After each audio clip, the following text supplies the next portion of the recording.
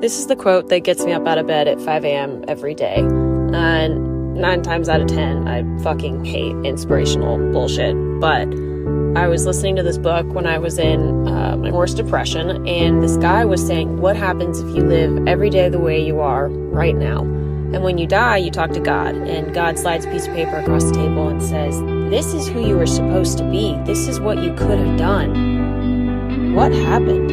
And the thought of the person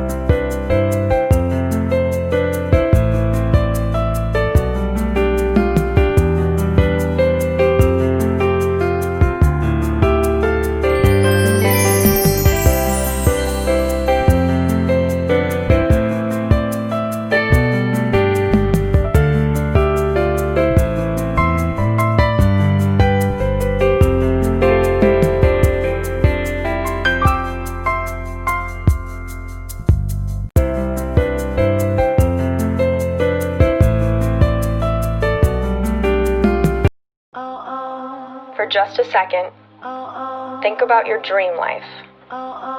Imagine it. Feel it. Now come back and listen to what I'm about to say.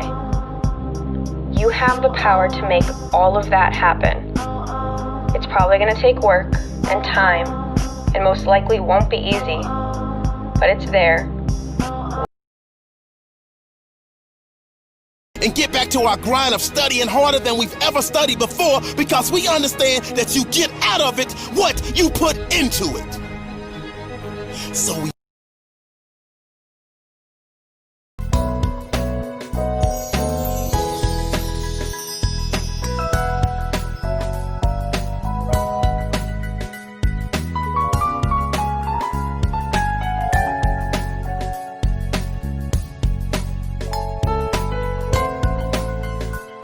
Ways to keep yourself motivated to study. Over quarantine, my motivation has definitely gone downhill. I think it's very unreliable. Some days I'm super motivated to do everything, some days I'm not. So here are some tips on how I motivate myself to study. 1. Go for a short walk. Walking is good for your brain and creates productive momentum. Exercise is known to release endorphins, and this helps your mood go up. It also gives you a sense of achievement because you've accomplished something. Number 2. Commit to a single task only. Pick one thing to focus on and write it down. Don't pick multiple things to do, because if you do, you'll just get really confused and distracted. Number 3. Clear your workspace to neutral. A tidy space equals a tidy mind. Remove all your rubbish and clear your workspace, and remove anything that's not related to the task at hand. Number 4. Start with the easiest thing. You can move on to harder things once you build more momentum. A blank piece of paper is your worst enemy. Don't just stare at it and do nothing. Instead, word vomit. This is where you write down anything you can to fill up the blank piece of paper. This should help your momentum. Number 5. Use the Pomodoro technique. This is where you study for 25 minutes, rest for 5 minutes, and then repeat 5 or 6 times, and then take a longer break. In the long term, this should help improve your attention span and focus.